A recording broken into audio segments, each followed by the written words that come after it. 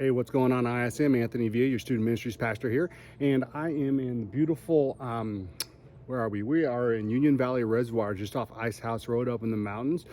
Out of the smoke, even though there's some here. I know that you guys down in the valley are having to deal with that, and I'm sorry for that, but I'll be coming down there soon and posting this. But I wanted you guys to get the very first message in this series called Like Me. It's a series where we don't compare your worth with other posts. In other words, we're not comparing our worth with other people, other stories, other posts, meaning social media. I want to help you students understand that comparison is unfair because we tend to compare our entire lives, private and public, to the small window of other people's lives that we see on social media or at school. And that's only such a small glimpse. And if you think about that, the life that you may portray at school or on social media, think about how little that is compared to like your real life and who you are and where you come from and all these things. And it's so important that we do this series, especially in a time like this where people are just looking at people's indifferences or looking at the way they are different or the way that they talk or anything that just starts to divide us. And it's a time when we don't need to be divided. We never need to divide, but during this time we need to be more united than ever. And so real quick, if you want to pause me, I want you guys to roll over to 2 Corinthians 10:12 and Proverbs 4:2-3. This is going to be a quick one this weekend because, like I said, I'm out here at the lake and doing some fishing and hiking out with some really good buddies. And but I want you to look at these two scriptures because they're so important. And the first one is 2 Corinthians 10:12.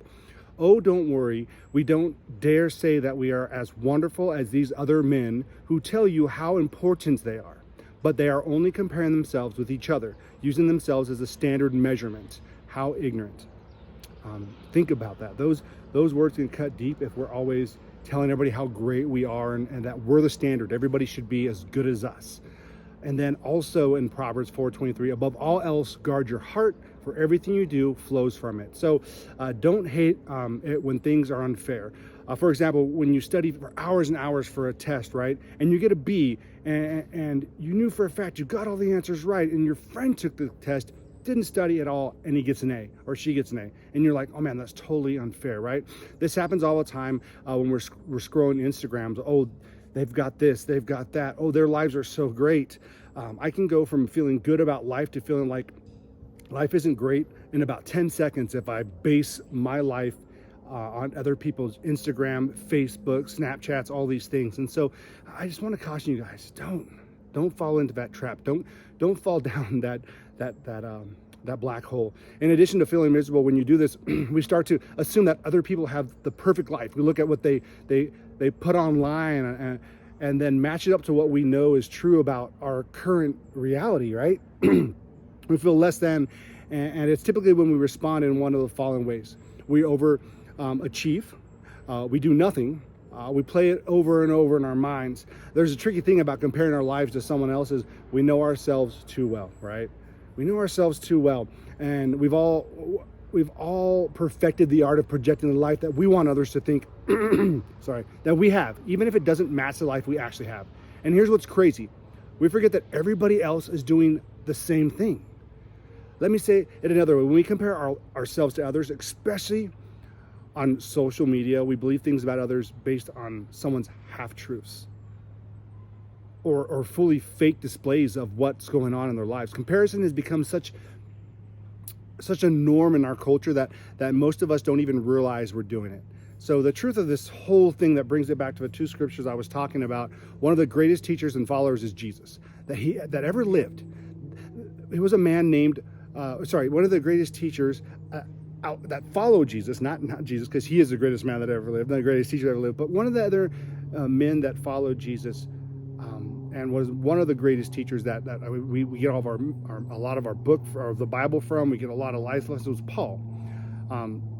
He made it his mission to make sure that everyone he met knew how their lives could benefit from Jesus. So when Paul wasn't perfect, with the different churches he planted, and he made a point to write letters and stay connected to them. In these letters, Paul was known for being pretty direct, right? He was passionate about following Jesus and leading others to do the same.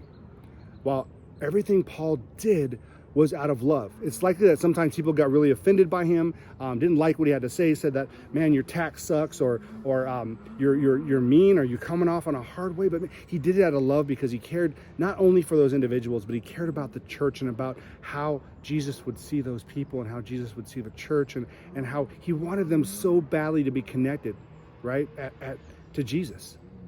And so people began to tear down Paul and attack him. And Paul responded in these circumstances. He says, oh, don't worry. Like 2 Corinthians 10:12, he says, oh, don't worry. We wouldn't dare say that we are as wonderful as these other men who tell you how important they are, right? How many of us have a friend or somebody that says how important they are, how many cool things they have, all this stuff that they've been doing, right? How many of us have a friend like that or know people like that? Right? And so going back to it, but they are only comparing themselves with each other, using themselves as a standard measurement. Listen, how ignorant. Now, I'm not calling those people ignorant or being mean. I'm saying, I'm calling it how it is. When you make yourself the standard measurement that everybody should measure up to, that's not love. That's not Jesus love. That's not loving God and loving people when you think that you're all that. Paul is saying in no uncertain terms, it's absolutely ridiculous, right, to let your behavior and your life to live your behavior in your life based on a comparison to someone else's behavior of their life. And if I were to sum things up, Paul was saying, hey, look, comparison, any human to another human is an ignorant idea, and it makes you look silly, especially when those lies or those circumstances come tumbling down, right?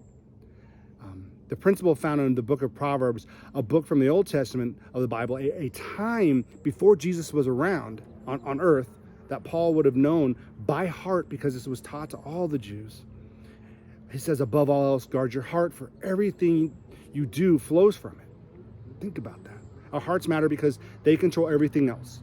So we should guard our hearts. The opposite, one of the quickest way to destroy our hearts is in comparison.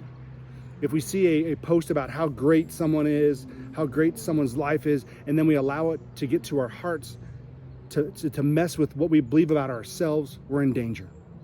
Don't compare your worth with other posts. Don't make decisions about your worth based on what you see or perceive other people to be. So how do we actually fight the temptations to allow comparison to rule over our lives?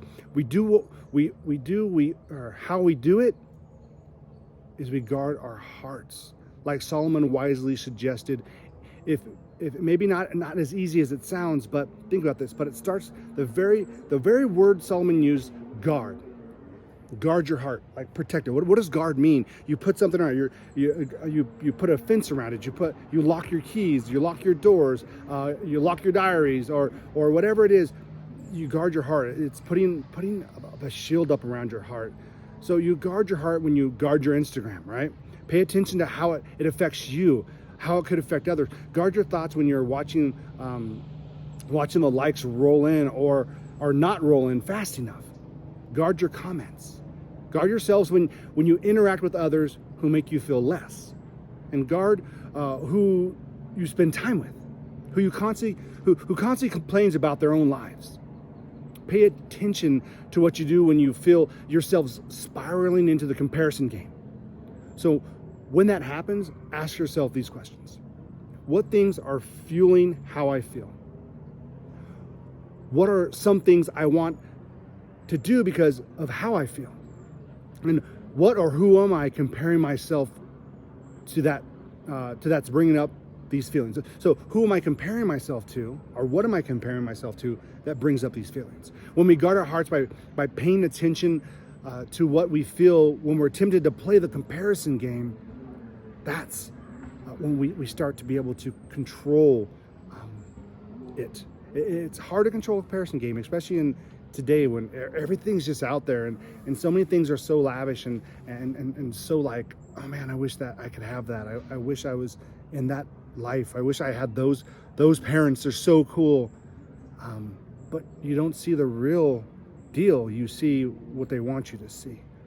Remember, don't compare your worth to their posts. And that was the bottom line, right? That was literally the bottom line, is don't compare your worth with their posts. Don't compare your worth, who you are, what you want to become. Don't compare your worth to their posts. What would it look like if you began to guard your heart when it comes to comparing your life to others? What would that actually look like? Think about it.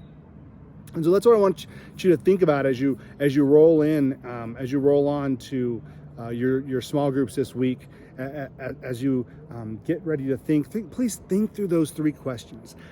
Read the scriptures. The 2 short ones, they're really easy and short. Read those. Think about that. You're not the only one who struggles to compare your life with someone else. Trust me, I've done it. I probably still do it. I'm not perfect. I still see something, I'm like, man, I wish I could go do that. But I have to be real of where I am in my life right now and what I'm doing. And so, think about it. But living a life where you feel less than doesn't have to define how you feel. And it certainly doesn't need to define your worth. Remember, don't compare your worth to other posts. What would it look like if you began to guard your heart when it comes to comparing your life to others? What would that look like? Imagine being able to walk in confidence about who you are.